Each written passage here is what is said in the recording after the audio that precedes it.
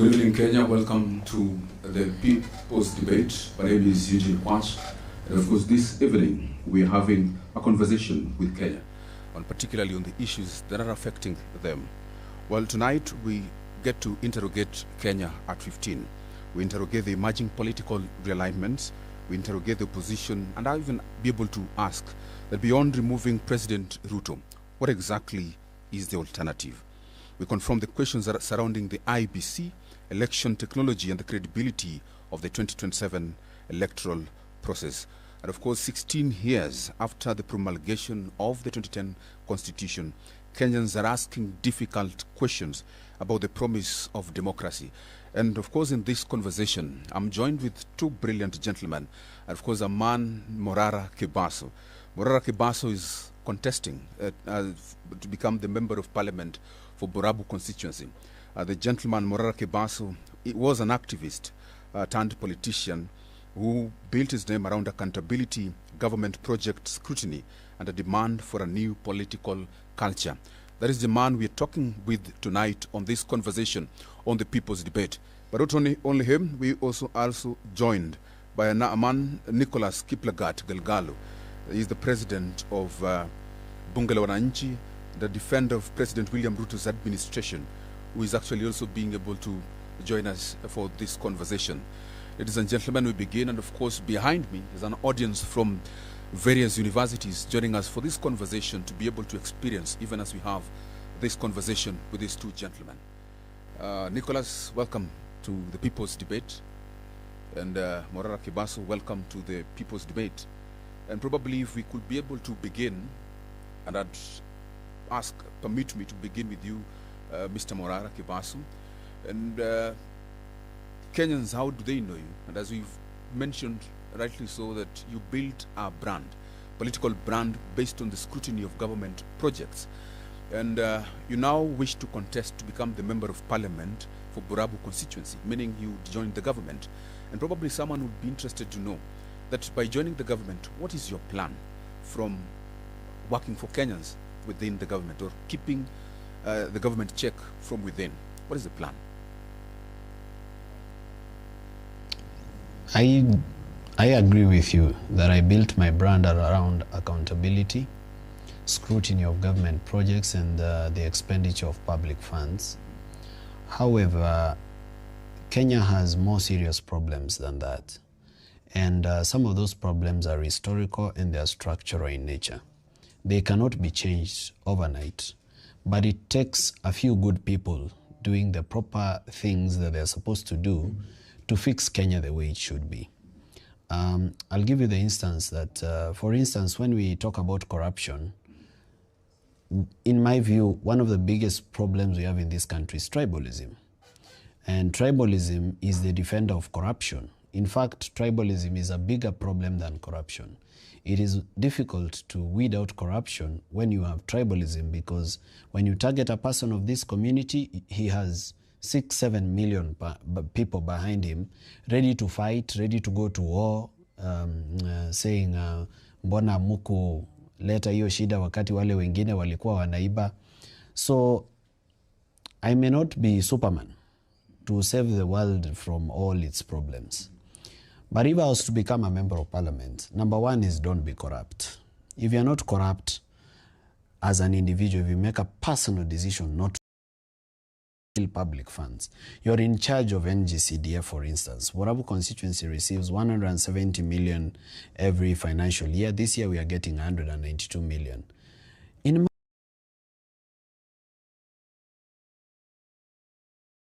should be development money by the executive.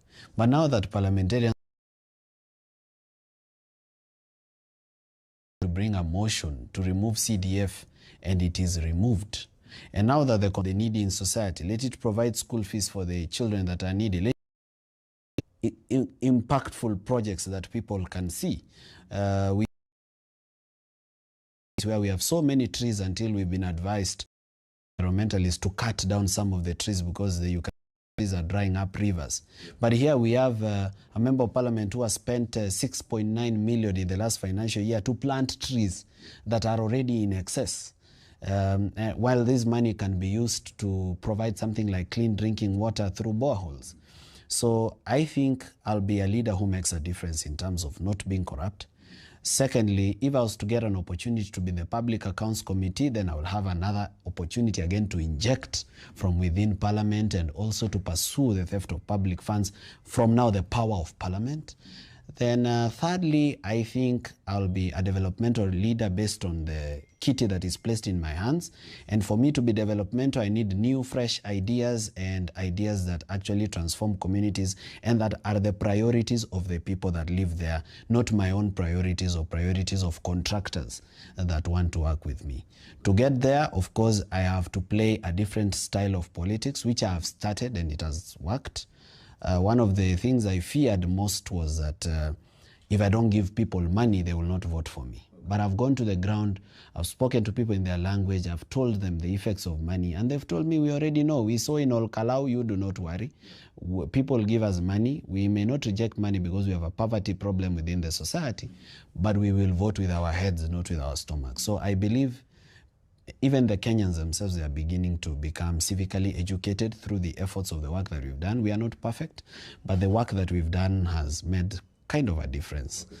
Just before I come to you, Galgalo, I'm interested to know, because when you join a government, and let us assume that the president then is Dr. Matiang'i is the president, and therefore it's incumbent upon the members of parliament within that particular government or to defend it, and we've seen that a number of times since independence. And then it be different. For example, if then the leader of government, being the president himself, or even whoever, but from your side, probably is involved in corruption, will you disagree with the president publicly? Yeah. And then there is, there's a difference between the Kenya we want and the Kenya we are already living in.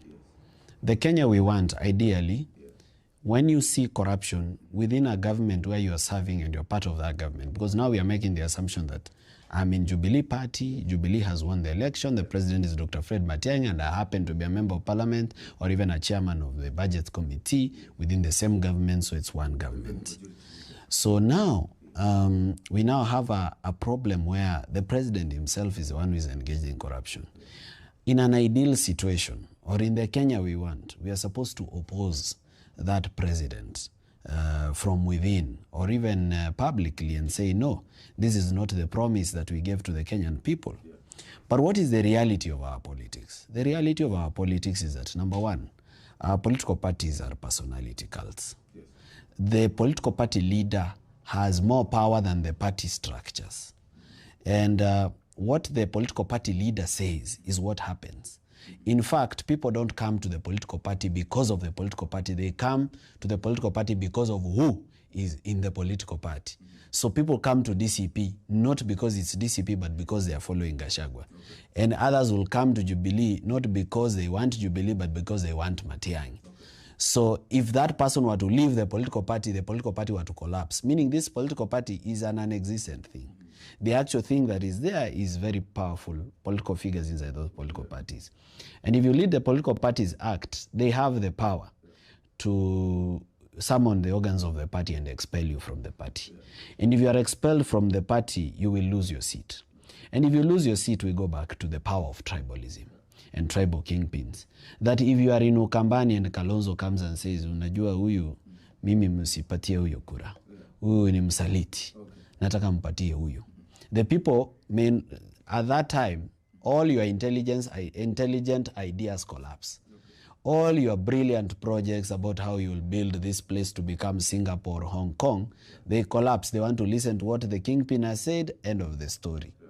So the reality of our politics is that you may not be able to oppose a government that you are a part of publicly without suffering very serious consequences and even losing the position which you have, which is giving you that temerity or that confidence to question it. So the wise thing to do then would be question this government from within.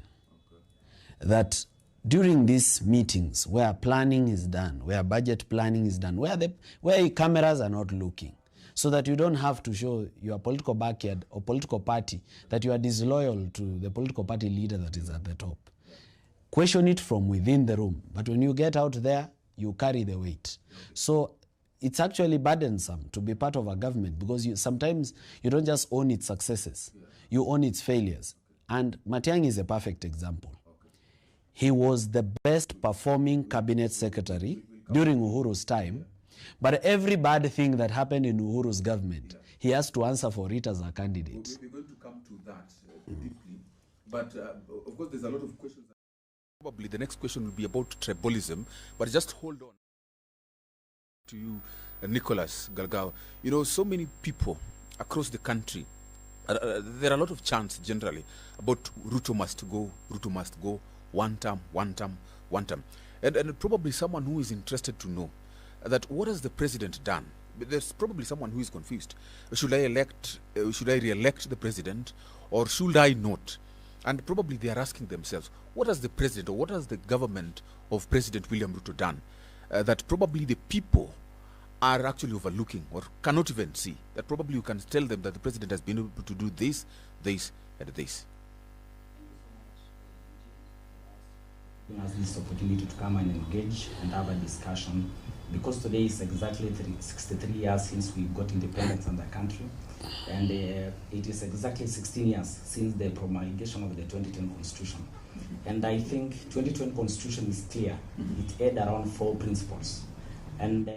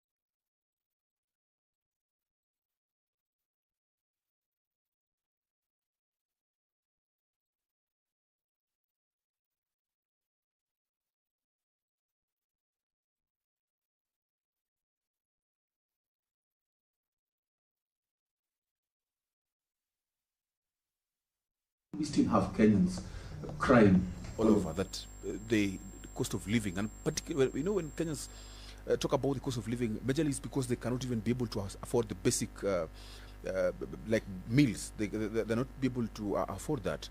What do you think then is the problem? Is it that the president is working that Kenyans are not seeing, or what exactly is the problem?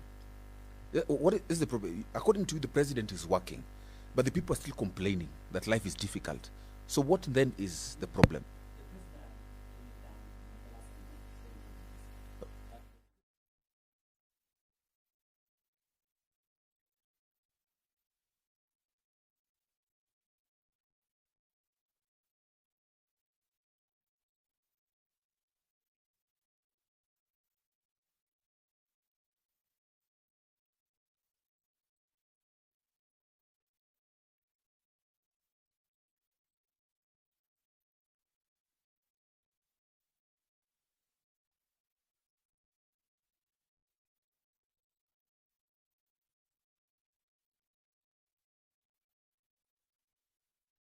Kenyans don't feel that in their pockets.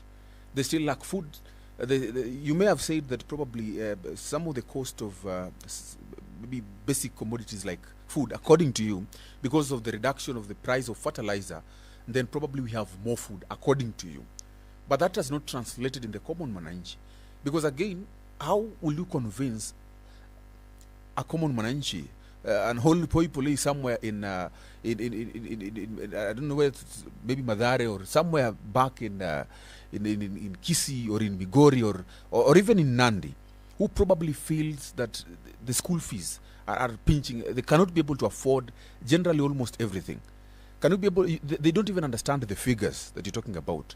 When you tell them that in 2021 it was this and that, they don't understand that. But then how can you be able to convince them that the president is working? What are other metrics that can be able to be understood by the common mananchi? What you are saying is just allegations.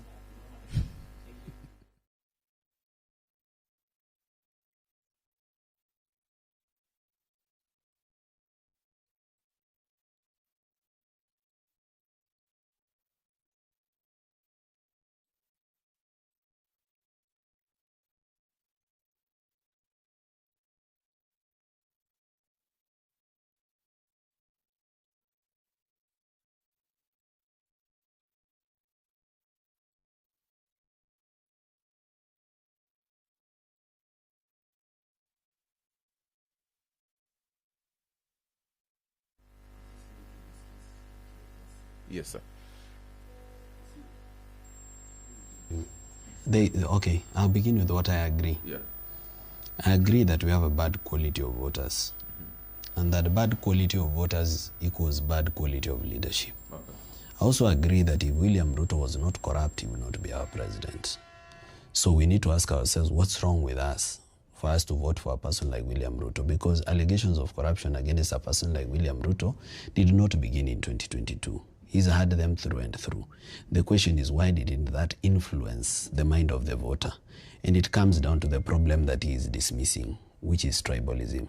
But you see, he dismissed it, then agreed with it somewhere along his statement. He said tribalism is not a problem. Then down along his statement, he said people are opposing William Ruto because of his tribe. I agree with him on both sides that tribalism is a problem, to the extent that there are people who oppose William Ruto without knowing why they are opposing him. Those people are there, and there are so many. They're in their millions. They just don't like this person because he's a Kalenjin.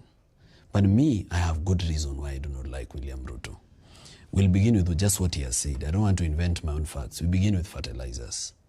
He said we bring down the cost of fertilizer. You bring down the cost of fertilizer, but how much has been stolen at the National Cereals and Produce Board? And how much was lost through Mithika Linturi during this fertilizer problem that we had? See, Mithika Linturi may be our friend in the opposition, and we may be really wanting to pull sides together, but I find it hard to work with him on the same side, because I have a candidate who is Dr. Fred Okengo Matiang'i, and I have good reason why I'm supporting this one, but I don't have good reason why I'm supporting this one because I can see the failures. When you bring down the cost of a fertilizer in a country where you have allowed importation of food, then what are you doing? Unajua ni kama 2 steps forwards, 3 steps backwards. At the end of the day, you are backward by 1 step. because in short, ni hesabu ya minus. You reduce the cost of fertilizer. So what you are doing is you are reducing the cost of farm input. But you kill Agricultural Finance Corporation, where farmers are supposed to borrow money from and expand farming. 2, you fail on land reforms, where farmers are supposed to do land reforms and get even bigger land for farming, while the government is sitting on so much idle land, and we have land fragmentation. People are farming on very small land. 3, you've reduced the cost of fertilizer, but you've allowed importation of food into the country.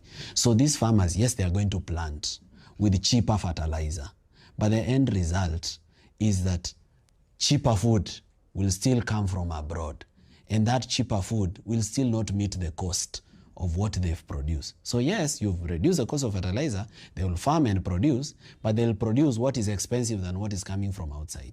Na mtu anaenda pale supermarket anachunga mfuko. So they are looking at what is cheaper. They pick what is cheaper and they go home. Then they leave Kenyan farmers with things rotting in the store because these ones are expensive. So now we are importing milk, we're importing eggs, we're importing maize. The sugar companies that he's talking about, those sugar companies, there's nothing that has been done about reviving them.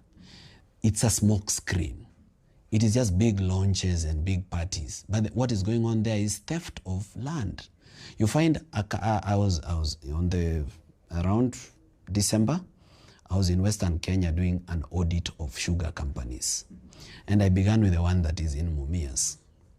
That company, the reason, first the government has bailed it out more than 5 times. Unasikia hii mwaka imepewa 2 billion. Iko na debts imepewa 2 billion. Hii mwaka ingine imepewa 3 billion. Hii mwaka ingine imepewa 4 billion. Hii pesa yenye hii inapewa kukua bailed out of debt, hujui inaenda wapi. So imeibiwa. Then now finally they come and say, no, the government has been unable to run these sugar companies successfully. So now let's do something called privatization. Then who privatize these companies? The same politicians. Go and register companies through Wahindi. Do you know that the sugar companies right now in Western are being controlled by one person through different companies? There's a company called TJS Agro Limited by Jaswant Singh Rai. Then there's Jaswant Singh Rai himself. So he's taken all companies from Naitiri Sugar Factory, from Busia, coming down through Bungoma, Kibos Sugar, Kabras, down all the way to Muhoroni, mpaka Sondu. The only sugar company they've left is the one that is owned by the owners of Kipchimat, which is this one that is in Mara Sugar, and another one that is in the Rift Valley, the Muhoroni, the Nandi Hill side of Rift Valley. Those 2 ones are the ones that are owned by the owners, Kipchirchir family, who are the owners of Kipchimat, who are again a front for against another politician. So you have 2 people controlling the sugar sector, and you should know they are not buying sugar from farmers. Recently, I did an expose on a ship that had docked in Mombasa that was called Valentina. It was carrying 1 million metric tons of sugar. Hiyo ni sugar ya Kenya. Yani, I can't explain to you. And you see, this sugar was not even good for human consumption. So they have imported 1 million metric tons of sugar, but sugar ya hawa, it's rotting in the fields, haijakatwa, and I know so many sugar farmers. Even my best friend, who is called Michael Wanyama, he's a lawyer. We went to school together at KU School of Law. His father and his mother are sugar farmers. And I check in every once in a while, muko aje, mumelipa pesa ya sugar, wamekuja kukata. They do not come. So I'm telling you, for everything that William Ruto does, he takes away 10 from us. Yani for every 1 shilling anatupatia, anatunyanganya 10. So you don't know whether to laugh or cry. You don't know whether to be happy or annoyed. You don't know whether to celebrate him for building Talanta Stadium at a cost of 40 billion, or to be worried that the stadium should have costed 4 billion and therefore we lost money for 10 stadiums. So that is actually the problem with our government. The only thing I'll agree with him is that if he wasn't corrupt, Kenyans would not vote for him. So then Kenyans are the ones who've created a legitimacy for theft. That mheshimiwa akikuja kitu ya kwanza nitupe pesa. Hiyo pesa iwezi kuwa school fees ya watoto wangu ndio nikupatie. Lazima ndaiba kutoka mahali ndio nikuje nikupatie. If Kenyans reduce their appetite for money from politicians, if Kenyans actually become angry at money that they are being given by government officials in empowerment rallies, then that money will stop being stolen. But for as long as Kenyans are receiving it happily and with satisfaction, and that they are willing to vote for the person who has given them the money, the way they did in Mbeere North, then msiba wa kujitakia una kilio. What interesting. I think the next round I'll be able to ask you that question of tribalism and of course your support president of Dr. Fred Matiang'i. But let me just come back to you, Nicholas. Actually, and it's interesting. And actually, you've heard what he's saying. That for every 1 shilling that the president gives, that is his allegation, that the president takes 10. And actually there is a lot more to be worried of, even in the projects that the president is actually doing. Because then there's a lot of cartels. Of course, we've had the allegations who have actually taken key industries. And even on the allegations of privatization. Because again, it has been a conversation that Kenyans are having. They're questioning even the privatization of this institution, asking why can't the government make them to work instead of going that route. Probably I think you could be able to tell us.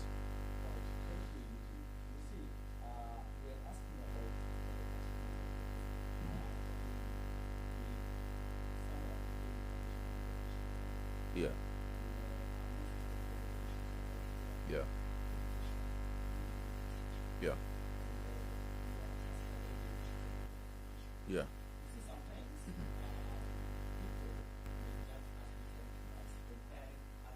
Yeah.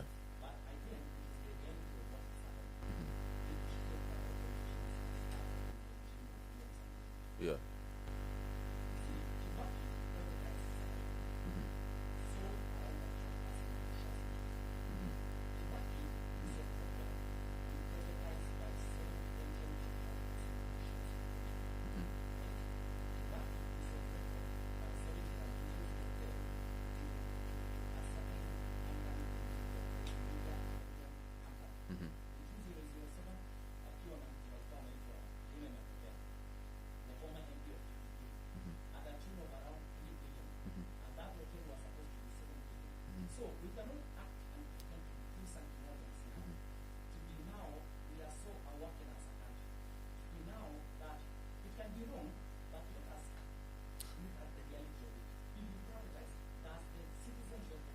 So what is your point when you say that Kibaki did and Ruto and then, yeah?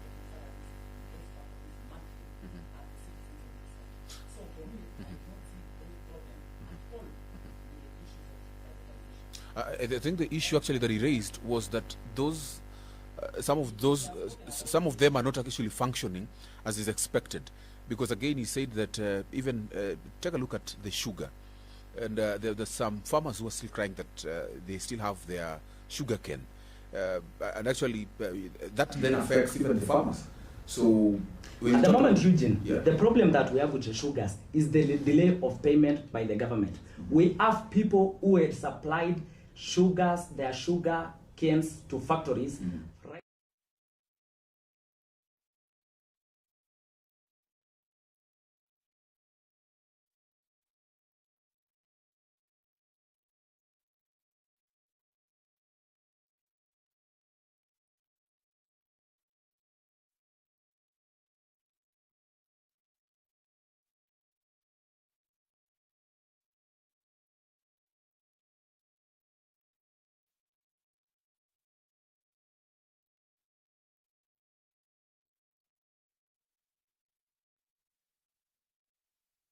You've also mentioned that.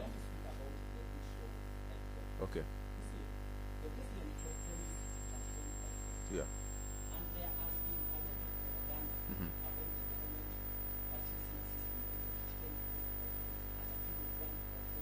Yeah.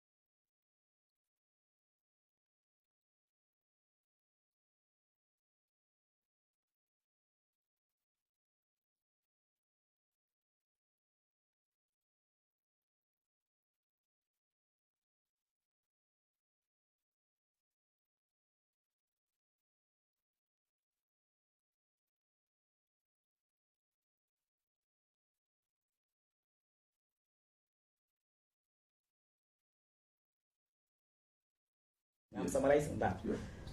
One of the biggest problem with this is the issue of the system that people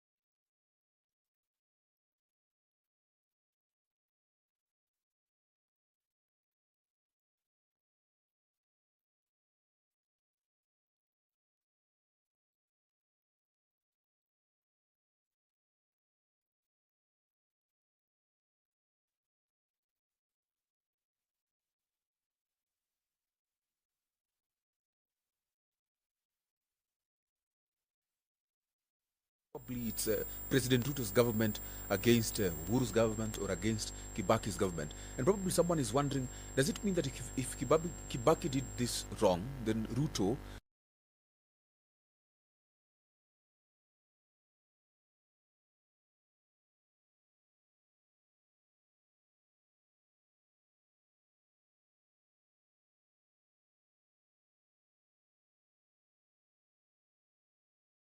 Maybe tell Kenyans? Number one, what are the metrics that can actually be seen? That number one, healthcare is working. Number two, we talk about infrastructure, and of course we now have the housing. That housing is working, because again some Kenyans will ask, the president started building way back. Some of them, and actually we've still not gotten houses. Myself, for those people probably who are working, and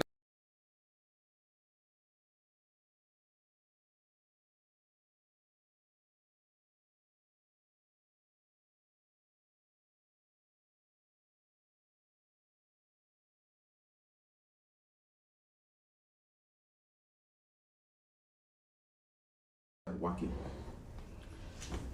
if In short, in the a minute. issues of a minute. healthcare or housing. Yes. Housing is not a question of if it's working. It is about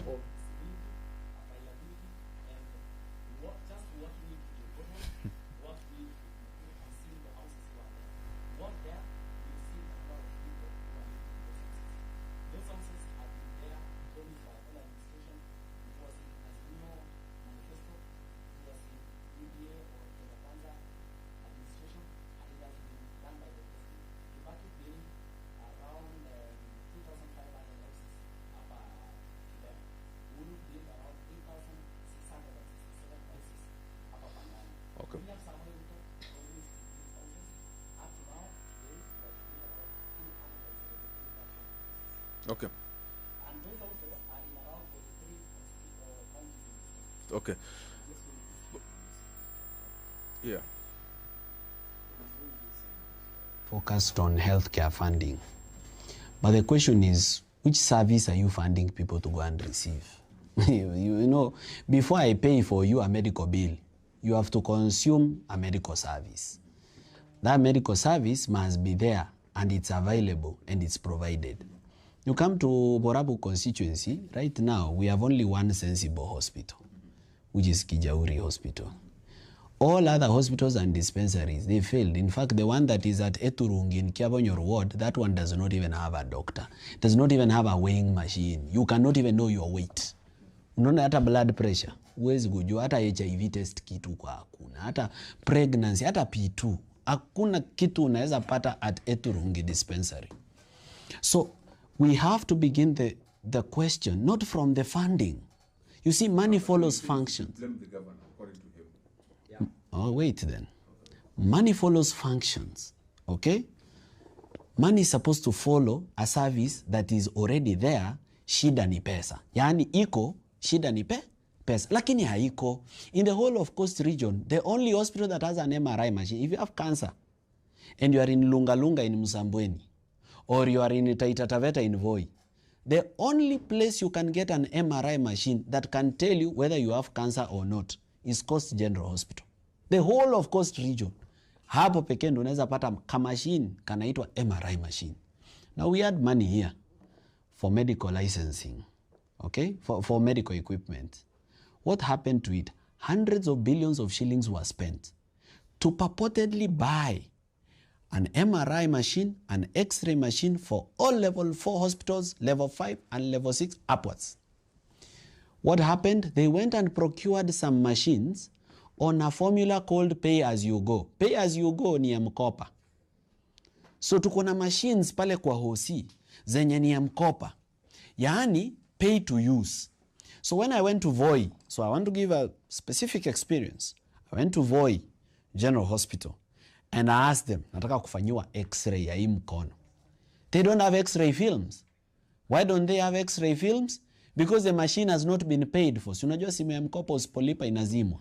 So all these machines that are in all these hospitals, they are not functioning. But you see, there is something we call weaponized incompetence. Weaponized incompetence is where you do something so badly so that people never give you the work to do it again so that somebody else does it. For example, if you don't like washing dishes, you can make sure that every time your mother tells you to wash dishes, you break one glass. Then she will say, huyu anavunjanga vyombo asioshe, so that then you evade washing dishes. So what we have with this government is weaponized incompetence, where they do something so bad, not because they are stupid, no. They are brilliant. Some of them went to Harvard. They know exactly what they are doing. But they do something tremendously stupid so that those hospitals can fail because they've bought shares at Nairobi West Hospital, because they've bought, I don't know, MediWatt or Hospital, and they want their private hospitals to do well. He's talked about SHA, that it is working. Let's begin with just one good example. There's a hospital called Nyandiwa Health Center. Nyandiwa Health Center is licensed by the KMPDC under license number GK013891. Nyandiwa Health Center closed down more than 5 years ago. It doesn't function.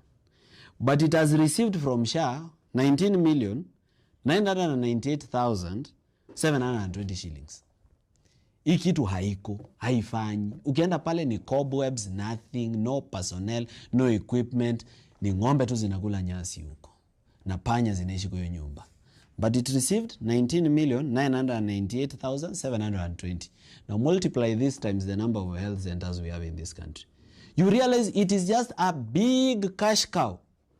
It is theft left, right and center. Yani, you cannot really say SHA money that we are being deducted from the pay slip, or that me as an employer, watu wanakatwa, that we pay so painfully, ati ni pesa inaenda kusaidia mwananchi.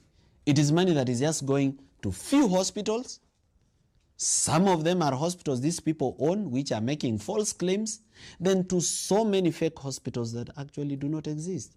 So it brings us down to this. If a president cannot kill corruption, he cannot deliver. It doesn't matter what you say. It is like trying to make a point in a noisy room. As long as there is corruption in this country, the president will never deliver. The president has the power to finish corruption in a day. Why? Because he is the only one under the constitution. This one that we are celebrating 15 years today. It is only the president who cannot be prosecuted. Why did we give him that protection? We gave him that protection so that hakuna cartel atamtisha. Hakuna sijui what will hold him at ransom. He will be free to do as he wishes. So then, if he is complaining that governors are corrupt and they are failing devolution, what has the president done about it? And what has parliament, where I'm going to sit, done about it? Because you see, we just can't blame the president alone. Parliament is a very powerful house. It is the supreme house of the land. In fact, parliament is the only one that has the power to impeach a president. But you see, parliament is the lapdog of the president. So now we have senators who make extremely eloquent speeches. You know, you listen to the Senate proceedings and you are inspired. It's a debate club. People talk and they have good English, my oh my. they speak, say, fellow senators, can you listen to this? This is extremely ridiculous. Governor, you spent 100 million on sodas. 100 million on sodas. I think, when a senator, we have to take action on this. Then they never do nothing. They just receive their handout. Nothing happens. We have a person in charge of EACC who is a bishop. So I expected that a bishop is honest. But you see, the bishop is praying for corruption when he has constitutional power to arrest people and put them in jail. But he has decided to go there and become a bishop, not the chairman of the EACC. So we have collapsed institutions. And we have to blame everybody who is in those institutions, from the senators to the MPs. Kila mtu abebe mzigo yake. Lakini ile mzigo mzito kabisa ibebwe na rais wa nchi. Because he is not willing to finish the problem. And he can finish it in a day. And why is he not willing to finish the problem? Because he benefits from it. His friends benefit from it. His family members might be involved in it. Sasa ukianza kushika, utashika jirani, ushike marafiki, ushike watoto wako. So his hands are tied now. It's free fall. It's a stone rolling downhill. And that's why we need to save this country as this generation. Generation yangu ina ya Galgalo. Sasa kazi yetu isikuwe ni kusifu hao watu na kuwaosha miguu. Can we come out and provide solutions? Okay. Let me just ask you this question, and then I'll also be able to give Galgalo a chance. My question is that you've actually been able to throw your weight on Dr. Fred Okengo Matiang'i to become the president, of course, the fifth president of Kenya. But I'm just wondering that the sixth. I'm just wondering, and actually many Kenyans probably are even questioning that, you know, Dr. Fred Okengo Matiang'i was in the previous regime, just like President William Ruto was in the previous regime. What do you say for people who think that Dr. Fred Okengo Matiang'i, being part of the previous regime, there are a lot of allegations on some of the things. Of course, there's a land scandal. There's a land scandal, which you probably know about. Yes, the Morara land scandal. And of course, there are also the deaths in Yala. Yes. Yes. And apart from that, probably they think that he can't maybe make a president because he was actually involved in some of these things. For someone who thinks that way, probably, why do you throw your weight on President, on Dr. Fred Matiang'i? Yeah. And I blame him. By the way, he's doing what he's doing. Let him know that it is his job to ensure Kenyans know. He is the one running for president, not me. But because I'm here today, let me help Kenyans know him. Number one, I've been with Fred Matiang'i. I've been to his house, we've ate food together, we walk together. Sisi ni marafiki na tunafanya hii mambo ya kutafuta kura pamoja. I can swear that I have come to realize this person does not have ill-gotten wealth or illicit wealth. Fred Matiang'i lives in Karen. And there's somewhere I'm going with this point. He lives in Karen. But the question is, when did he acquire that house in Karen? He acquired it in 2004, the first one, sold it, got a loan. I'm sorry to mention his name here. I don't have his permission to mention him. But Charles Nyasai was his guarantor for him to lipa pole pole. In 2009, akalipa pole pole, then he owned the house. That's the house he lives to this day. When did he become a cabinet secretary? 2013. Far after he has already lived in Karen. Because by then he was doing projects for the World Bank, he was doing projects for European Union, he was doing research, he was just a researcher. That's why it's called doctor, because of the PhD. And he was also teaching at the university. So this guy comes into government and he still lives in the same house. Show me how many politicians you know who have come into the government and they live where they were living. 99% do not. They've now built palaces that they don't even live in. They now own houses in Dubai that they don't live in. Whenever he goes to the US, like this coming month, he's going for a tour in the US. We are the one planning that tour.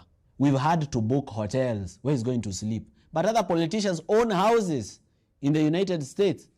They don't go to these problems ya kujaribu kubook hoteli. They own houses all over the United States. So this guy does not have Range Rovers and Lamborghinis za 2024 Na hizi magari tunaonanga kwa game ya watoto inaitwa Gran Turismo. He does not have them in his compound. Just 2 simple cars that he has bought with his own money. So the question is, this guy has been a cabinet secretary for 10 years. Mbona ya kuiba kama hao wengine? And it comes down to what are your personal values. His personal values is that he is not a thief. He has made a personal decision that I will have power, I will have access to money, but I will not steal that money. I will work. I don't deny that there was corruption in Uhuru Kenyatta's government. I don't deny that there were failures in that government. And I also don't deny that there were successes there. But if we were to pick one individual out of that government who actually did his job, it would be Dr. Fred Okengo Matiang'i. That's why even the president kept trusting him with more and more responsibility. In fact, anytime there was no cabinet secretary, he was the acting cabinet secretary. He was the acting cabinet secretary for lands. He was the acting cabinet secretary when Kaiseri left Interior, before he came now to become the cabinet secretary of Interior. Go to every single place he's been. Begin with ICT, come to education, go to Interior. The guy had positive change. Yani akiingia ministry, we felt something has landed. And within minutes, we started seeing changes and changes and changes all over the place. Whenever you have a leader who walks into a place and something changes, don't lose him.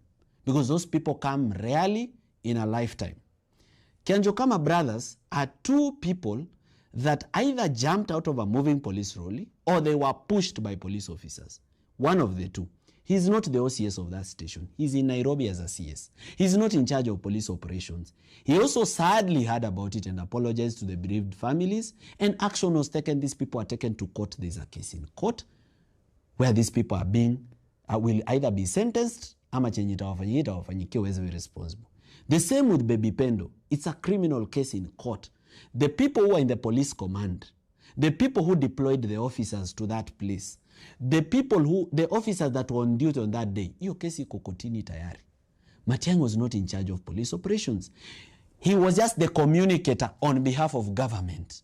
That this is what we've done, this is what we've done. So he is the face that we were seeing on the TV. But he was not the man behind the gun or the man behind the instructions. He was also accused of not having aura. Now we come to that. There's Rivayala. Bodies floating on Rivayala. If people have died, investigate it. Bring the bodies. Do what we call DNA. Find out. Investigate. Fika paka who killed them. Okay? DNA helps you know the individuals. Then after that, find out the history. When were they last seen? What were they involved in? Who might have killed them? That is the job of the police. Matiang'i has been out of government for all these years. Different people are in government. And the people who are in government are not his friends. So the question is, kwani wameshindwa kuinvestigate kama akona makosa wamshike? Are they unable to do it? They are the ones who are in government. He's in the opposition. He doesn't have political power. So now that he does not have political power, if the thing is real and it's true, why speak about it on TV?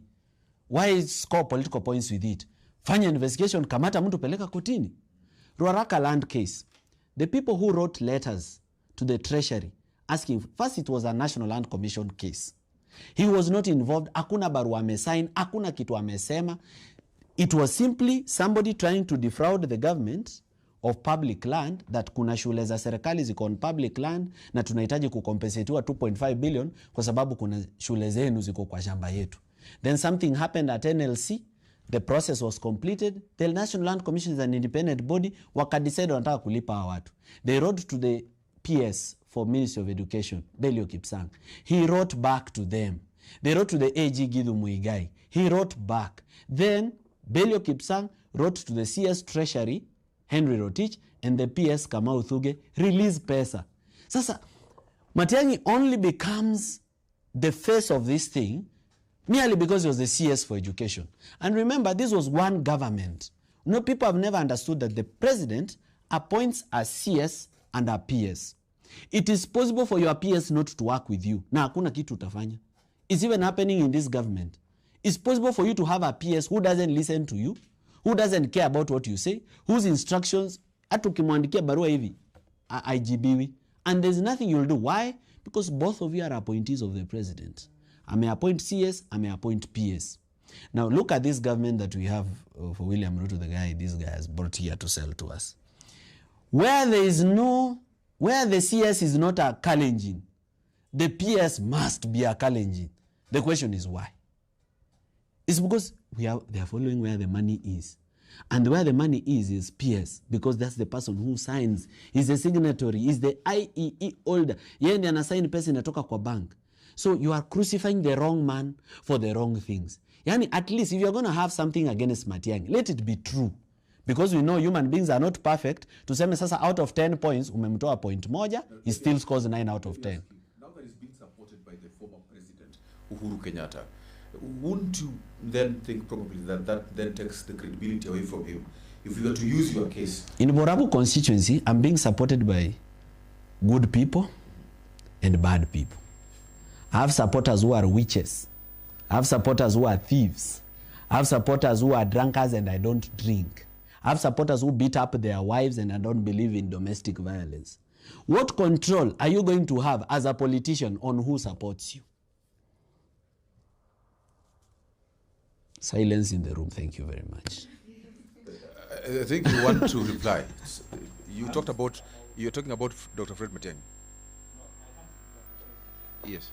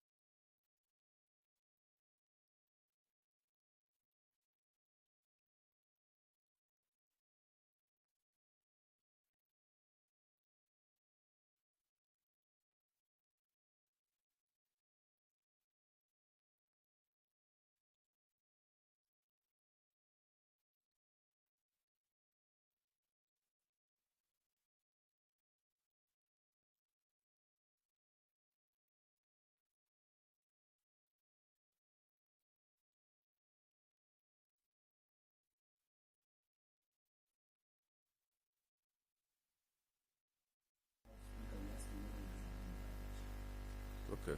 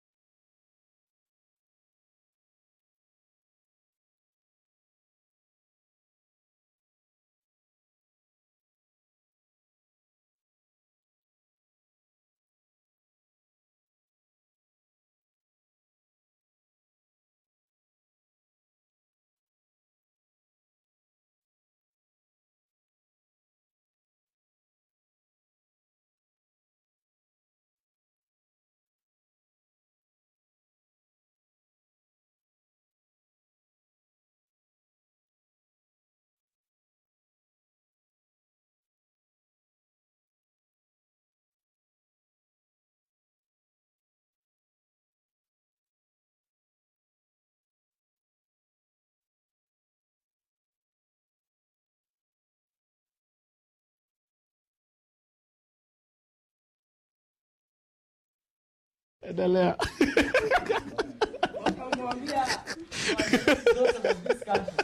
Who will come and change this country?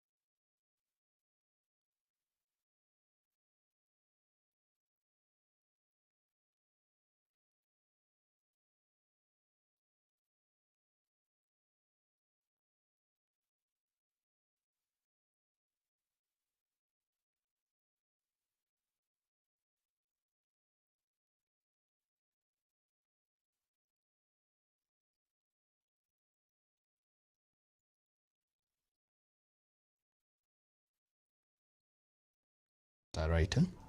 First, it's impossible to win a seat in Kisii if you don't support Fred Matiang'i and the party. That's actually very true. You know, mambo ya ukweli tuseme tu ukweli. I told you there's a difference between the Kenya we want and the Kenya we live in. Wale watu wako pale kwa ground, why they vote and why we think they vote ni vitu mbili tofauti sana. Kuna watu pale wataenda kwa debe wakitafuta red. They are not looking for Morara Kebaso's name. Kutoka juu mpaka chini. Matiang'i na wataamini Matiang'i amewapatia the right people hapa chini. Kama Matiang'i amempea ticket, sisi nani tupinge? Kwa sababu tushaamini Matiang'i. So that one has its benefits and it has its problems. Its benefit when the leader at the top is good. Ikona benefits mingi sana because you'll get many good leaders. First, what I like about him that I can't compare with many other kingpins is he does not demand money from leaders. Haje tuambia nyinyi wabunge ama wenye mnatafuta viti za ubunge, enda kila mtu nitafutie milioni 2 kuna kitu nataka kufanya. He doesn't do that. He's shy from asking leaders for money, which is not true for other leaders both in government and in the opposition. Kama uko kwa serikali, wile mtu akupatia deal, uende ufanye corruption vizuri, pesa ipatikane, lazima urudishe mkono. Usiporudisha mkono, either hiyo balance haitalipwa ama pia utashikwa sasa na EACC.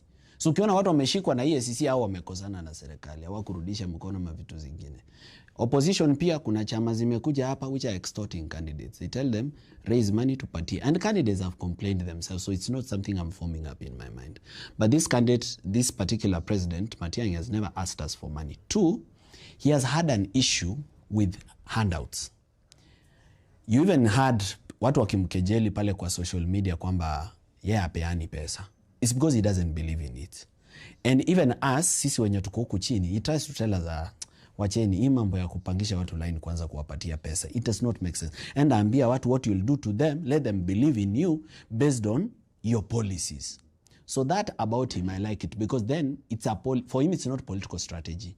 It's a conflict between politics and his personal values. And any man who has a soul, because politics people don't have a soul. So any man who has a soul, any man who says he has values and then dumps political expediency or something that would have worked politically for his values, I respect that, so salute to that. Sasa we come down to why I support this guy. Me, I usually find it very difficult to sell a candidate that I don't believe in. So I'm just lucky. Let me say I'm lucky. I'm not saying it was a strategy. I'm saying I'm lucky to be running in Borabu constituency, to be supporting Matiang'i, who I believe in, and Jubilee Party. Now, it was ranked between my support for Jubilee Party and my support for Matiang'i. Me, I would say I'm in Jubilee because of Matiang'i. He's the one who brought me there. And because he brought me to that house, I can't keep complaining. If your father says, tunahama Buruburu, tunaenda Komarok, wewe wezi anza kusema, hii nyumba sijui ni 3 bedroom, ile ilikuwa 4 bedroom. Hii nyumba ceiling yake iko too low, ile ilikuwa too high. Ama hii nyumba watu walikuwa naishi hapa ni kama walikuwa navuta sigara. No. You've come to a new house. Budako amekuleta, sio? Fika huko, do your best. Kama nyasi ijakatwa, kata. Kama flowers iko mbaya, fanya. Kama unaweza paint, badala ya kuhaya painter, paint. Whatever house your father has taken to, go there, do your best. So, even if Jubilee ikuwe na issue 1, 2, 3, I'm there now. Sasa mi si complainer, juu siko nje, niko ndani. So what is my job? My job is to be the difference that Jubilee has been waiting for. Naingia pale ndani and I become that difference yenye nilikuwa huko nje, naingia hapa, then I do things differently. Then there's another thing he has said about Kenyans kuchocha watu online. I agree with him 100%, but you see it's not Kenyans, it's Kenyans on Twitter. Or let's say Kenyans on X. And Kenyans on X ni kama 0.1% of the population. Siasa iko Twitter na siasa iko Borabu constituency is a world apart. The things that people care about in Borabu constituency versus the things people care about on Twitter ni vitu mbili tofauti sana. So politics yenye iko pale kwa village ni kitu tofauti. Pale kwa village kuna vitu kama clanism. Umetoka clan gani? Sisi ni haba Girango. Wewe ni Omo Getutu wewe? Ama wewe ni Omo Nyarorande? Sisi ni haba Gesumi ama haba Saragei. Yaani kiti imekuja kwa haba Gichora, alafu sisi haba Gichora tuwachilie kiti yenye tayari tuko nayo iende kwa abanyamatuta. We cannot do that. Tulinde kiti yetu sisi kama abagichora. So the kind of politics that's going on down there ni tofauti sana na story inaendelea Twitter. So kama kuna candidate yoyote aliamua kutafuta upresident kwa sababu ya Twitter, they made a mistake. Mimi sikuwataka kuwa president because of Twitter. In fact, me, I was not built on Twitter, I was built on TikTok. Me, I wanted to be president because I saw a problem, I saw it's my generation's season, and I thought I can fix it, and if given an opportunity, I can fix it. But hiyo azma yangu ya kutaka kuwa rais taught me many things about wanting to be president. One, it taught me about the political balance of tribalism in the country. It taught me about the expense of running for president. How much you actually spend the moment you step out of that door, and by the time you come back in the evening. 3, it taught me about what people think about when they think about a president. Where did you stop? I told you there is a difference between practicals and theory. Wanting to be president, that was theory. Practicals ni mimi kutaka kuwa MP. What's achievable? What's achievable? You know, you have to be real. I'm 29, sahi na turn 30. What is achievable at this moment? This is a presidential campaign. Siasa itabadilika 2027. Even in America, siasa is expensive. To be president, you need billions of dollars. Hapa Kenya sasa mimi, naka 50 million yangu, siyo ni pesa ya siku 3 in a presidential campaign, ama wiki moja ikienda sana. Are Kenyans ready to embrace a president by stopping tribalism and just looking at what are your policies? Hawajabadilika bana. And this thing, they've been doing it for 60 years. Sasa mtu amekuwa na ugonjwa ya 60 years. Utaitibu na siku moja ama na mwaka moja? No, it has to be progressive change. Hii inamaanisha nini? We young leaders who have a different perspective of how things should be done. Kitu ya kwanza, tafuta mahali unaweza ingiza kichwa. Kama ni MCA, kama ni ndani ya party, I don't even blame any youth who has joined UDA. If you are a Gen Z and you've joined UDA, you are going to be the difference in that UDA. Go there kueni wengi. Overthrow the party from within. Jitangaze viongozi kesho. Sema now from now on, we've realized the National Executive Committee of this UDA party is taking the party in the wrong direction. Therefore, we as the young people of this party, we have mobilized delegates. Alafu napata delegates wote ni majenzi. We have mobilized delegates. We are going to have an NDC on Monday by force. And we are going to eject the party leader and the deputy party leader. That is something, because now you are taking over from within. Wakiwafukuza toka nje vile Sifuna alitoka ndani ya ODM, enda tengeneza kitu ingine. But as you've realized, it's not easy to walk out of these parties and start something. Sifuna has had it difficult to even register Linda Mwananchi. There is a way these political parties, through the support of tribalism and capitalism, there's a way they've captured the nation in a way that it's a bondage. Unaona, it's a toxic relationship. Kuna venye wameshika country. So what we do is this. Let's be practical about what we can do to change our country. It's good to dream. And I like it that I'm young and I'm a dreamer. But speed without direction is useless. So let's take what we can do. Let's do it exceptionally well. The way Ndindi Nyoro took Kiharu and did exceptionally well. The way Rungu Kangata has taken over Muranga and did it exceptionally well. The way Babu Owino has taken over Embakasi East and did it exceptionally well. I mean, look, you can hate everybody in Ruto's government. But can't you actually agree that there is one person who is competent? For example, I can agree Raymond Omolo is competent. He may be working for the wrong people in the wrong government, but he is competent. Him as a person, he is competent. So sometimes he is forced to do things that are not good, that are not proper, like organizing vitu hapa na pale. Lakini ukweli yenyewe akikaa chini kufanya kazi. Is it the one who organized the one who kimbia? No, that was propaganda.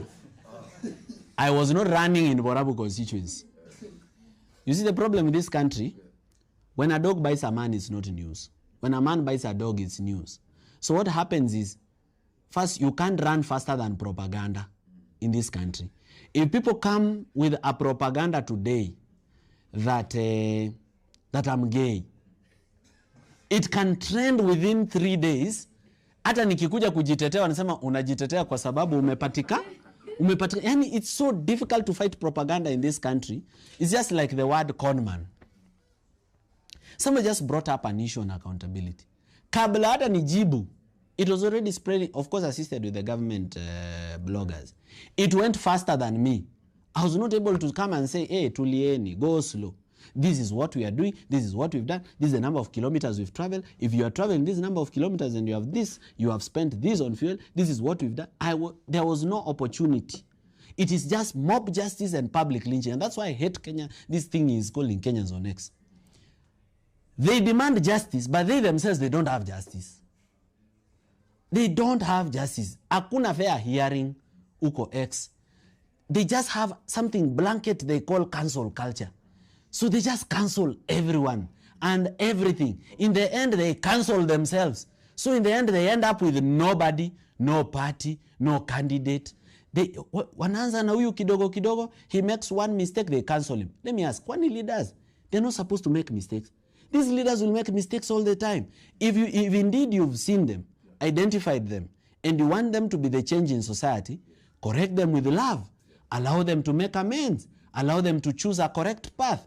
But huyu makosa kidogo umemcancel. Mumechukua mwingine. Mumecancel huyo. Mumeleta mwingine. Mumecancel. So you kill all your prominent voices. You remain with no one. You go back to being bloggers. Then the same politicians you are fighting now start hiring you as bloggers. Sasa siku hizi, the people who are fighting for change, sijui na wachache ni Wagashagwa. Wachache ni Wandini Nyoro. Wachache ni Walinda Mwananchi. Wachache ni wetu. Wachache ni Waruto. Being given tokens to blog. I did ask you, that if... because actually you said you joined Jubilee because of Okengo Matiang'i, because you believe in him. If today he said that I think we are now going this way, we're going to work with President William Ruto, what will you do? Will you join him or not? It's a yes or no? No, I told you it depends. Okay. It's very sensitive. The only person in Kenya right now who can go to William Ruto without consequences is Kalonzo. He's the only true kingpin. Mwenye anaweza hama na watu wake. Umesikia? Mwenye akihama kwa Ruto, community yake inaweza mfuata na waingie wote. Ruto akue sure nimeongeza kura 2 hapa ama 3. All other people in this country, their supporters hate William Ruto. So if you go to Ruto, you've gone alone. You've not gone with them. They are looking for a replacement for you. For example, watu wote wenye wanafuata Sifuna, if Sifuna was to become William Ruto's running mate today, he will be followed by no one. Au watu watabaki tu mahali wako. If Gachagua today joins William Ruto, ataenda peke yake. The community will remain where it is. If Matiang'i today joins William Ruto, I don't know what will happen. So this is now a community decision. You see, to support William Ruto was a community decision from where I come from. So if the community decides that mtoto wetu amesema tunaenda kwa William, swali itaulizwa ni, what are we going to do there? And when we go there, what is there for this community? Because right now, every community is thinking for themselves. Wakiambiwa kuna barabara hapa, kuna mahospitali hapa, kuna nini hapa, na waamue kama jamii wanaenda, then he will go, but it is not his decision, it's the community decision. He's only leading them there. But if he goes alone. So that's why I'm telling you, hata mimi nangoja kama wengine. Tupewe direction, tusikie kama tuna agree. Kama tuna agree, twende. Kama hatu agree, tubaki. But I can tell you, nothing is impossible in politics. So it's not impossible for that to happen. Of course, if you ask him right now, yeah, atakata. But kulingana na mimi vile nimeona siasa tangu nizaliwe, nimekuja kugundua, actually, none of these things are impossible. Even Joseph, the Joseph he was mentioning, akasema sisi ndo ma Joseph wa hii country. That Joseph, where was he a prime minister? He was a prime minister for Pharaoh. A very bad king, but he was a very good prime minister, sindio? So it's possible to be a good person inside the government. If today William Ruto was to take one person from the opposition and make him the head of EACC, you might be surprised that the person might actually perform. Okay? You might be surprised. Yes, you are working for a bad government, but you yourself as an individual, when mtu unajijua, unajielewa, unajua nini imekuleta, umekuja kupiga kazi, utapiga kazi mpaka siku utafutwa. Ukifutwa utoke urudi opposition. Let me come to you, Mr. Nicholas. Because I also want us to look now a bit into the opposition. But my first question probably will be, I don't know whether you're the right person for me to ask this, whether among the opposition, who do you think will give President Ruto a headache, or is giving President Ruto a headache as they speak? One, nobody, because there is no one competitor for William Ruto. You see, ukiandika composition kulikuwa nasema as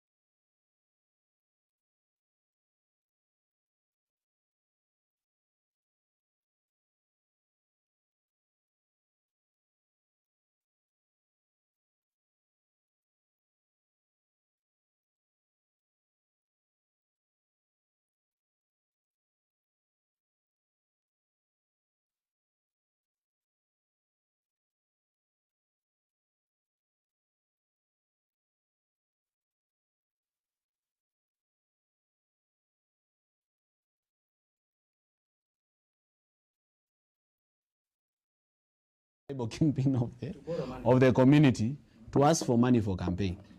And even the youth actually do vote on tribal lines.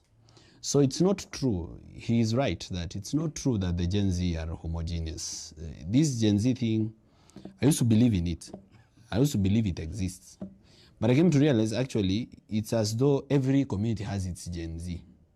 A Kikuyu Gen Z is either in Jubilee or in DCP, aligned to Uhuru Kenyatta and Matiang'i or aligned to Gachagua. A Kamba Gen Z is also aligned to Kalonzo. Except very few. There are Gen Zs. Wait, let me finish then. There are Gen Zs in Rift Valley, and those Gen Zs, they are aligned to William Ruto. Others are aligned to the opposition, depending on which part of Rift Valley it is. You know, like Bomet, there are parts of Rift Valley where the opposition now is making inroads. Kajiado, Narok, Samburu, Turkana, Bomet, those are places where the opposition has quite some inroads. You find the Gen Zs there, they support this other side. The Kisi Gen Zs, at least let me speak about the ones who are going to vote for me. The ones in Borabu constituency, they are 100% with Dr. Fred Okengo Matiang'i. So this concept of that there is something like Gen Z that will transform this country, it ended on June 25th. Because the moment we went back, the moment Gachagua took us back, and every other person took us back and he formed DCP and started talking about Mulima and Gitungati, the moment we went back to that, we just went back to tribalism full force. Okay? So please, let's not talk here on the basis of what happens on Twitter. I've said this again and again. Please let me repeat it for the record. What happens on X or on Twitter is not a reflection of what's going on the ground. In fact, if you are a popular candidate on Twitter, the likelihood that you lose on the ground is high. The people are going to help Sifuna is not Kenyans on X. What the Kenyans on X have done, and we have to give them credit, they have elevated him to a national leader, which has helped him to consolidate the Western Bloc. That is Kakamega, Bungoma, Nini, Luya. But at the end of the day, if Sifuna forms a party today, I want you to look at 70% of the leaders who will join that party and the members who will register as members of the party. 80% they'll be from there, from the Luya community. Wao ndo watamsaidia, wao ndo watamsupport. So tribalism kwa hii country, it's engraved in our DNA. We've refused to abandon it. So probably what we should do going forward, now that we've accepted it's a problem and we have it, why then don't we choose the best from amongst our tribes? Sisi kutoka Kisii tumekaa chini, tumeangalia kwa watu wote, nani si mwizi, nani akipewa kazi anaweza deliver, tukawatolea matengi tukawapatia. Why are other communities giving us thieves? Mbona wasikae chini tupatie the best among them? We're coming to that. Just hold your thoughts, even as we get to dissect also other opposition figures and actually also other presidential. Those interested. Let me give Newton Ombaka, right? I can probably give him a chance to maybe tell us, is it the case with Campus? And what do you think is actually the state of Gen Z, particularly on tribalism? I don't know if we're speaking on the same platform, but I don't know if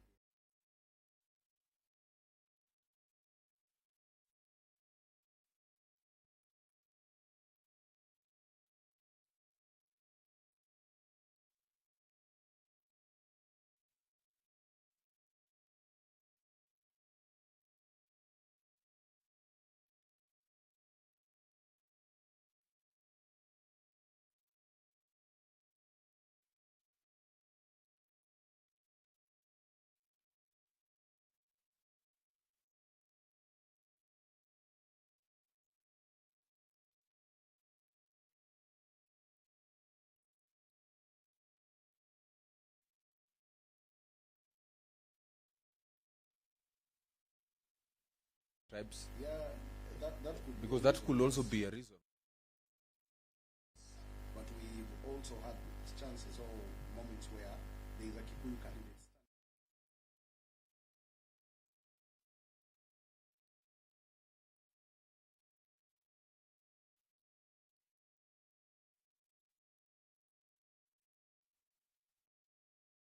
A question, even as we continue, or the gentleman. Question. Yes, so just give the gentleman. Maybe he has something and maybe a question.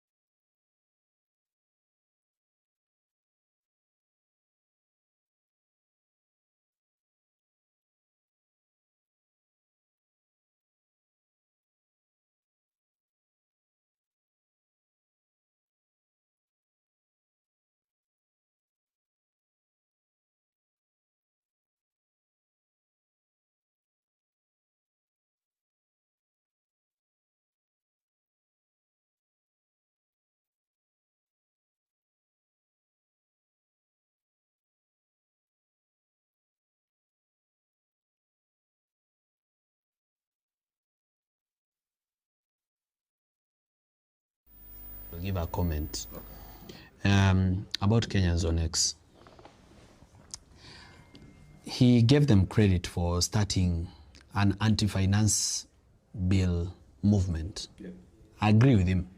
We had a platform, we had X spaces. But you see, when you start something, you need to finish it. People died. Many people. Some are not even accounted for. Kuna watu wanaoza in the soil right now.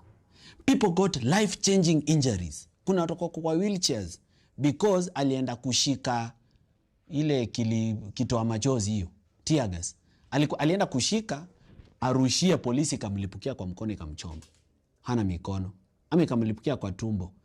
Kuna watu wako na spinal cord injuries, zile rungu za GSU. They can't walk. There are people who have blindness. Like, if a story is properly told about the number of atrocities and pain from the finance, your finance bill movement, ni mingi. Mimi mwenyewe Morara, niko na kesi yenye nadaiwa millions, pesa hata sijui nitatoa wapi. Why? Because I was participating in that movement. Hiyo kesi paka wa leo haijaisha. And the same X is talking about, they crucify me every day kwamba nililipwa na Ruto, kesi ikaisha. So I don't have a way of telling them that kesi haijaisha. Kesi saa hii kwanza ndio inaenda high court, imetoka tax appeals tribunal. Why? Because they demand justice, but they themselves, they don't have a sense of justice. They don't allow people truth to be said about people and credit to be given where it's due. Tukaanzisha movement vizuri. Waka withdraw finance bill sawa. Then they repassed it. And we did nothing about it. Wakavunja cabinet. They brought new thieves, incompetent people into the government. And we did nothing about it. So nothing changed on the finance bill. We still have a bloated weight bill. Nothing changed on the cabinet. We still have a cabinet of thieves. Tulikuwa na shida na opulence. Ikapotea kiasi. Saa hii kuna opulence all over the place. My grandmother cannot sleep. Choppers are flying over her head ridiculously because money is being stolen from government. Watu wanapewa vitu za empowerment hapa. Until the women rep for Kisii County a week ago, she's bought one size of panties for 10,000 women. Panties. Nguo za ndani. Badala walevate poverty, watu wajinunulie panty. And this woman unanunua panty XL ya hawa watu wote. Na hii ni movement tulianzisha. This movement was supposed to have an end. It was supposed to have an end in mind. Sisi wenye tunaelewa siasa, because me I'm born in a family of politics. Anytime we brought up this issue, unaitwa government NIS. I don't even know where NIS is. I don't even know who or who doesn't work for NIS. I don't even know how much they earn. I have my own money from being a carpenter. Unaitwa NIS, unaitwa government blogger, unaitwa commercial activist. If you try to speak out and become outspoken and speak out, wanasema wewe ni clout chaser. If you show up dressed well, you are a clout chaser. Where's doing nini? I mean, look, they demoralized, delegitimized every single great voice out of that movement. Anybody, hadi watu wakaogopa ku step out. Unaogopa kutokea juu utafanywa kama Morara ama Kasmuel. Kasmuel was being killed. He had to run and hide in Raila's house. How would he not run there? Na ni mtu anaishi kwa nyumba yenye askari akigonga tu boot moja ako ndani ya nyumba yake. He needed a covering. He needed to hide somewhere because you need to be alive to see the new Kenya that you are looking for. Because even if they kill you, Gen Zs are not going to do anything about it. They'll move on to the next trending topic. They treated this thing like a hit song. Yenye munazimba tu repete. A legend every time kacha waina pasando inabamba. Ikienda tena kidogo hivi, 1 month, 2 months, you have a new hit song. 1 month, 2 months, you have another new. I mean, look, people lost their careers because of this X thing. So how can we, who are carrying the burden of cases, who had to go, you know the smell that is in city mortuary? Unajua kuna watu hapa hawajaenda city mortuary. I went to city mortuary until I became traumatized. I could not even have sex. Because if you go to city mortuary, usikie tu harufu ziko huko, uangalie vile watoto wameuliwa, my friend. Wanapigwa risasi hadi kwa neck hapa. Rubber bullet unajua ukipigwa kwa neck, this is soft tissue. Itakuua. This is what happened because of that movement that we started on X. Then we didn't actualize it. Why? Because anybody who suggested that let us have a political party and bring political change, tuko tunasema hiyo political party imekuwa sponsored na Ruto. Nikaanzisha chama hapa, nikasukuma, nikafika mahali, nikachoka nayo, because where are you taking a party that's an empty shell? A party is only important if people are with you. If public, the people who gave you the power or who gave you the goodwill to start this thing are working with you, hao ndio watatembea na wewe paka hii chama ikuwe kitu. If they've abandoned you, they are on to the next hit song and they are saying hii ni project ya serikali, where will you go with it? Pia wewe you give up on it, unawachana nayo. Leaderless. I mean, look, leaders are born. Kuna watu tumezaliwa tu tukiwa viongozi. So unataka tufanye nini? Tujiue? Ama tukatae kuwa leaders? We'll have to be leaders somewhere. So what do? We go to Jubilee, where there is space, where there is acceptance, where people are seeing your value. You go to ODM, like Kasman. You go to UDA, like him. That's how we ended up under the kingpins. That's how we ended up there, because there was no platform. Hadi sasa hakuna chama yenye unaweza sema it came out of that movement and then it's going to provide young people with an opportunity to run for political seats and not be asked for 10 million for ticket ya MP. So I can confidently say without the fear of a doubt that whatever happened on X was a tragedy. Everybody should be ashamed of it. We should accept that we failed on that one, and we should not fail again, because now we are alive. Sasa hatutajiua. Tulishafanya makosa. But now going forward, kuanzia leo, tufanye vitu kama watu tunaelewa what we are doing, and where we see the end in sight, that this is what we are going to do. This is how we are. Storming parliament is nothing. Do you know how much money parliament made? Watu huko parliament wameshiba pesa bwana. Watu wananunua sasa ma like 600. From what? From money for repairs. They just went and said, vijana wamechoma nini? Kula mchele, mfanya nini? Piga wao bill hapo ya 100 of millions. People made money from whatever we did in parliament. So to them, it's not a waste. It's a success.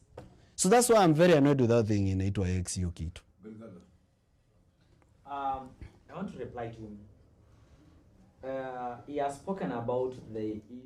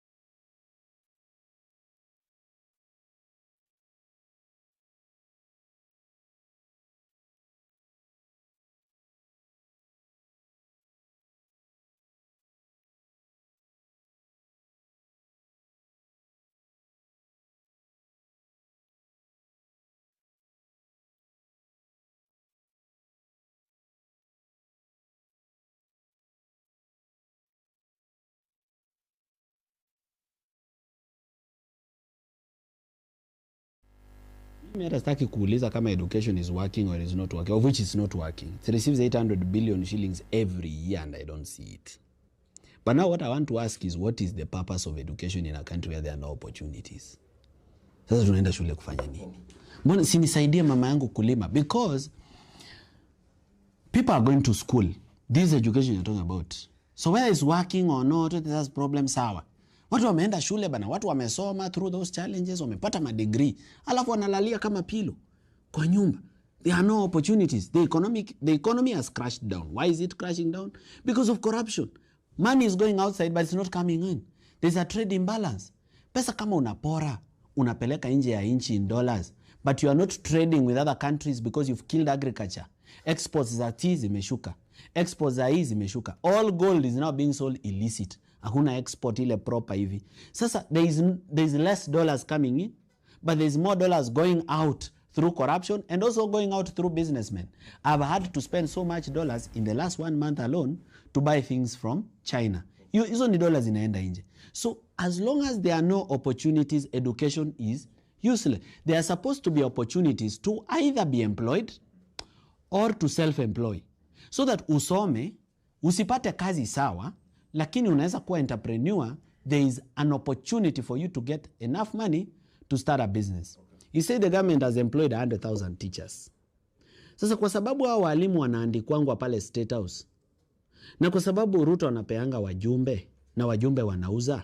So 100,000 teachers, let me assume, because he doesn't give all MPs, he gives MPs who support the government. Let me divide it by maybe 100 MPs. I'll get 1,000 teachers per MP. Then let me assume a flat rate, because there are MPs who sell their letter at 700,000. There are those who sell at 500,000. So let's say a flat rate of like 600,000, so that we actually know how much our MPs have made. So this is 600 million. This is the amount of money that members of parliament have made from selling letters to the teachers that is saying they have been employed. They are being employed to go to schools that don't have facilities. Okay. Thank you so much, Morara. Because of time, I want us to go to the next part of this conversation, even as we come to the end. And probably one of the questions that we... Yes? Just a quick question. Yeah. Please just allow me to ask this, as Morara has said, and also just before that question, what is the role of Bunge na Mwananchi specifically? Because apparently since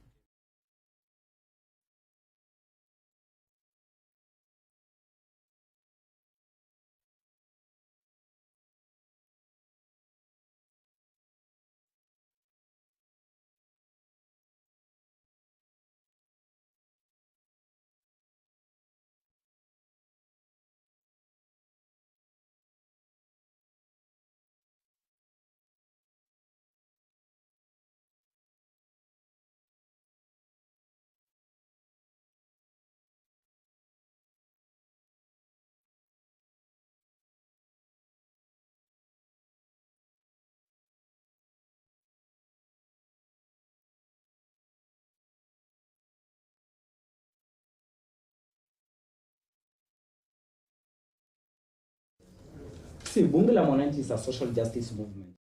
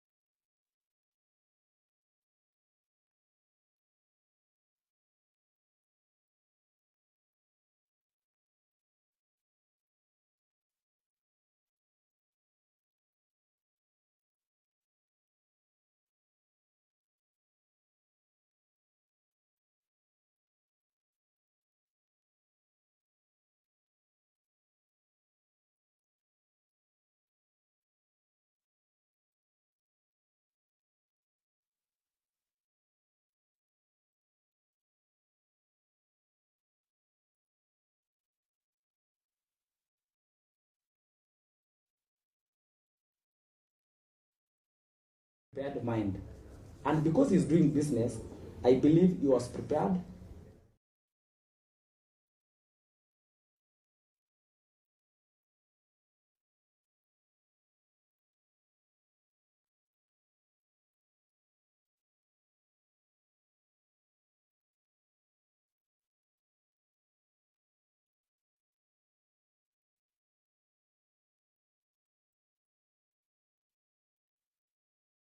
I'll be yes? There's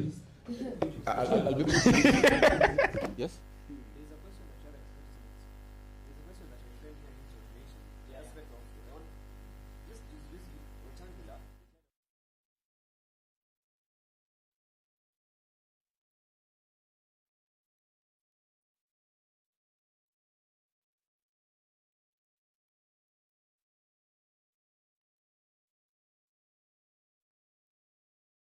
It is the responsibility of The speaker to explain why it's easy. Okay.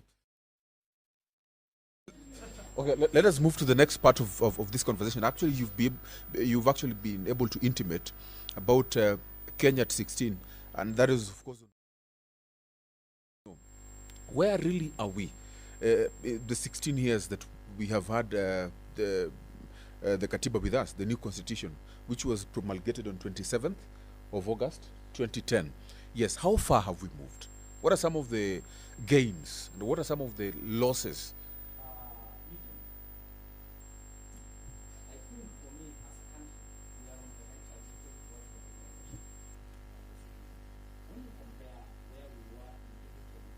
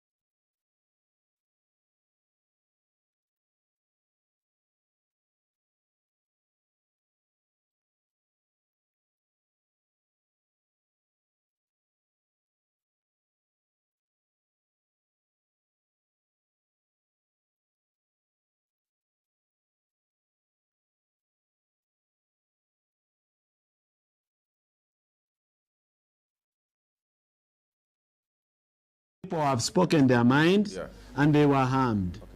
Yeah? Okay. So many people have spoken their mind and they were harmed. They were kidnapped from their houses, from their beds. They have been kidnapped before. Yeah? I was taken to court, fortunately, because people made noise on social media. That's the benefit sometimes of being a public figure. But you see, there are people who little is known about them. And they just disappeared because they are not Morara. So where tutakushika, where utapotea tu. And still there are also popular people who've been taken up and something bad was done to them. You remember there is this gentleman who tried to oppose Abdul Somad Sharif Nasir, and he hired some men to sodomize him, which was very unfortunate. So mambo ya kusema you can speak up and you cannot be harmed, it's not entirely true, but what we can say is an improvement from the previous constitution to what we have now. Now, I was not there during the old constitution. I'm young, so pretty much of my life, adult life yenye nimeelewa ni hii wakati hii new constitution iko. I've been alive for 16 years since the new constitution came in. Before then, I was too young sometimes to even understand the consequences of a bad or good constitution. So most of the young people, if you tell them about how the other constitution was and how this one is, maybe they'll refer to history books, but they won't be able to really understand how bad it was. So I have to say, Yes, there's progress. There's something really good that has come with this new constitution. There's a semblance of justice. We have corrupt judges, yes, but you can't compare it with then, when the judges were actually appointed directly by the president, and they didn't even have to be lawyers or anything or have certain qualifications. They would just speak even a head teacher, and they become a magistrate or anything, and then they will exact some very bad laws. You see, the previous constitution, a president could be sworn in at night. Kibaki was sworn in at night. Right now, it is specified in the constitution when, where, and how. The date, the time, and the how of how he's sworn in. So you can't just rush and swear somebody in the way you could do. So there are a lot of good changes that have come with the new constitution. Let me not say so much. Okay, thank you There so is much. the issue of devolution again. Yes. The other regime had no devolution as we speak. Okay. I think the evolution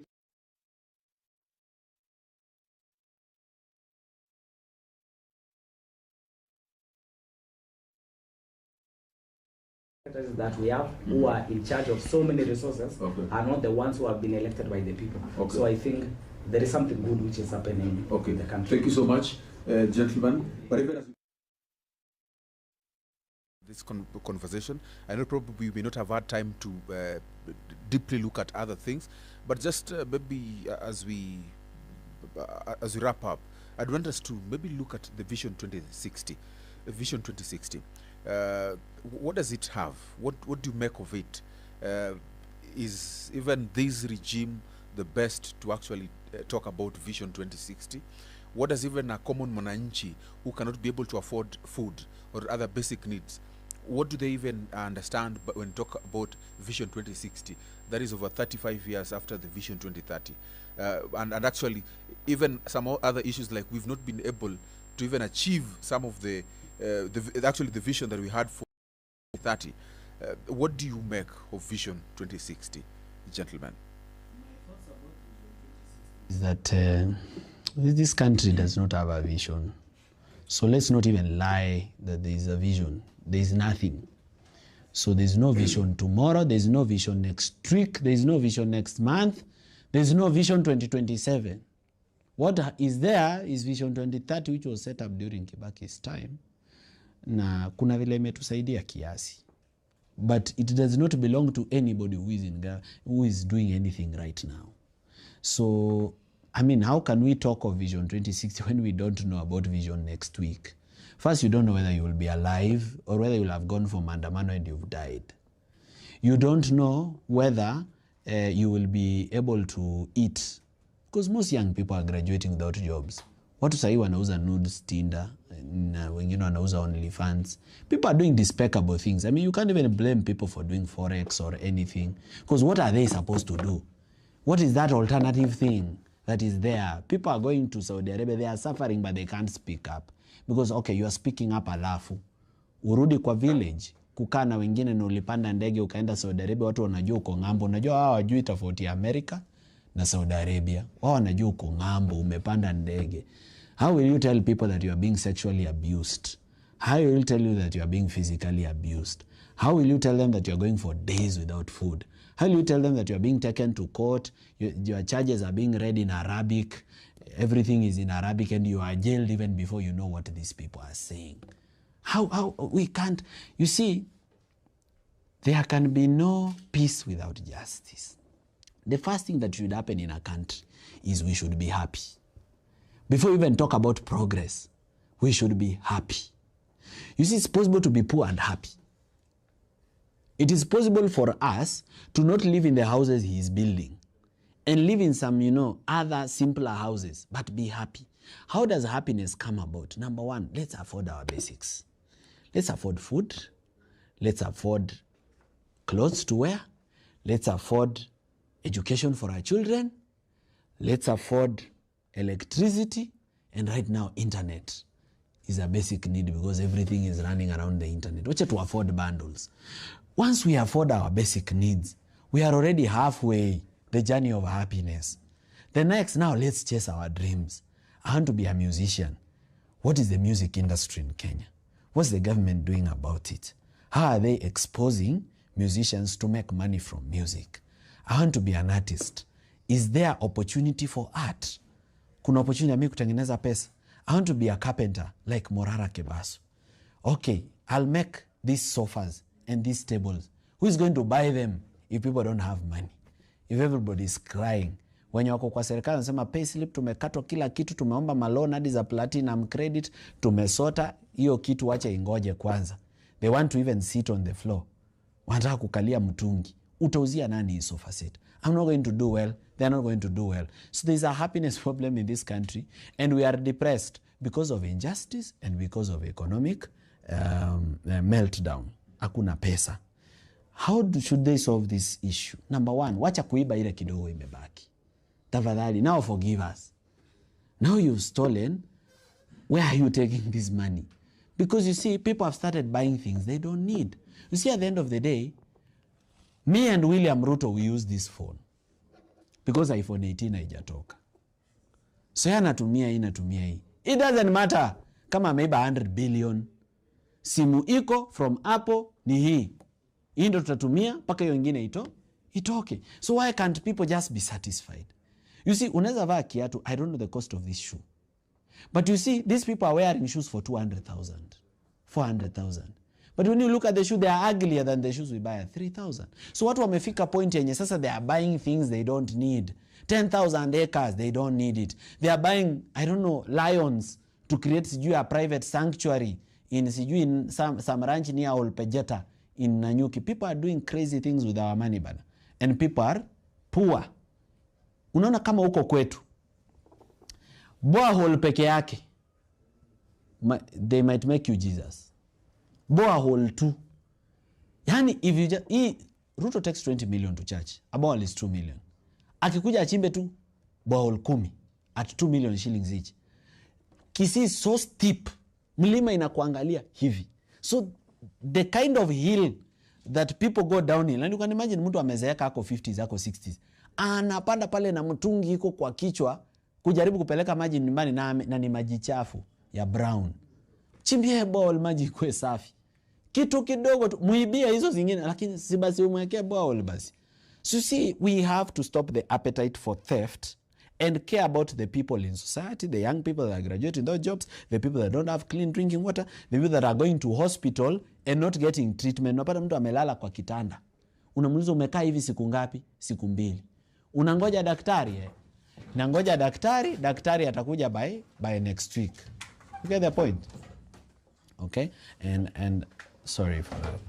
So that's what I'm telling you. Cut.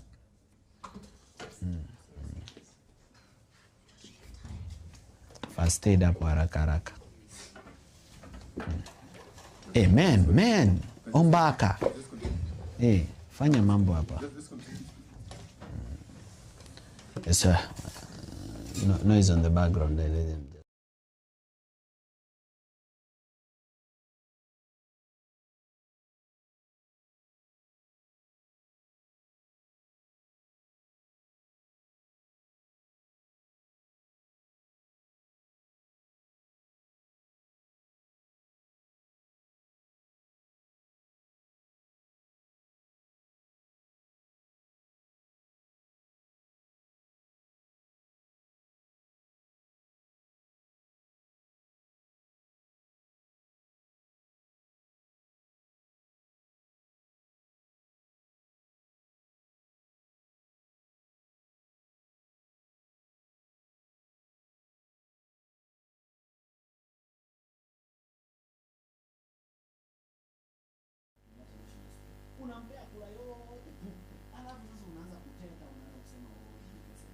So responsible citizens, leaders who care, let's have a better country. And now, finally, young people,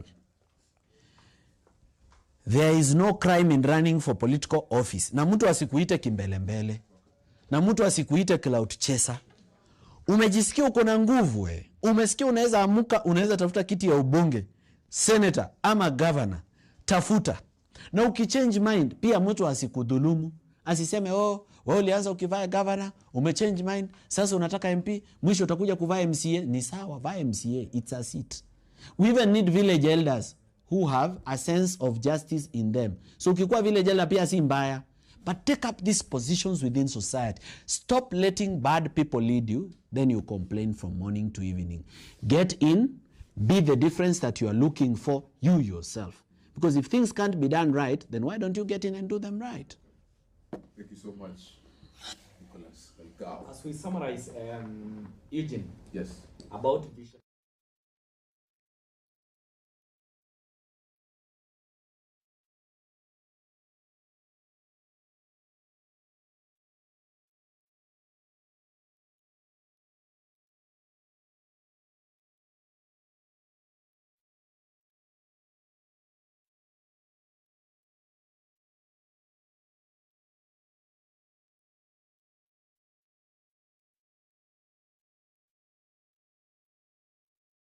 Now is that the people of this country, the young people, people from all shades of life, are good. They postulate ideas, they come up with strategies, and come up with execution strategies of how we can build our country.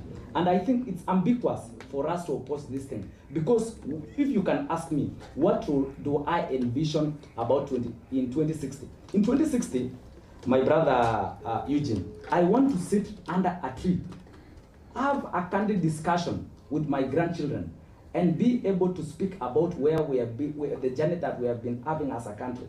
I want to tell them, at one point as a country we used to pay school fees. In 2060, I want education to be free, from primary to university.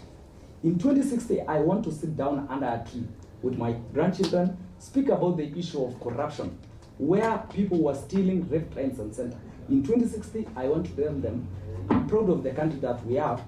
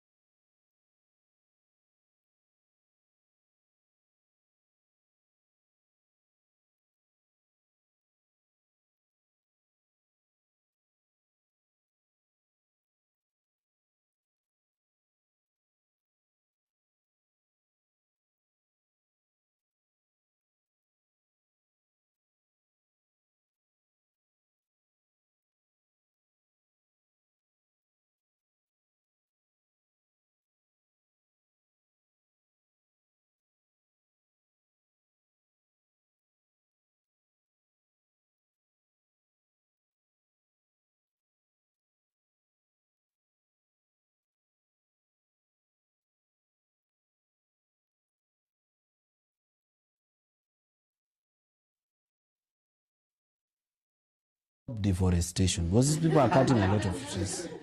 Because now, where is the tree you will sit? It's interesting. I was actually also to ask, you want to sit under a tree in In 2060. 2060, yet they are cutting all the trees. Interesting. But It's not interesting. But thank you so much, Morara Kebaso. It's We really devastating. appreciate having you here. We really also appreciate you, Nicholas Galgalo. Thank you so also much. coming for this particular show. As we get to engage with the people, because this is the people's debate, where we get to converse and dissect into issues that affect the common Mwananchi, the hoi polloi. Thank you so much, team from various universities, of course, led by Ombaka. Thank you so much. And we have come to the course of this conversation. My name is Eugene Kwach, and join us every Thursday from 6 p.m. as you get to dissect into these issues that are meant to inform you. Thank you so much, and cheers.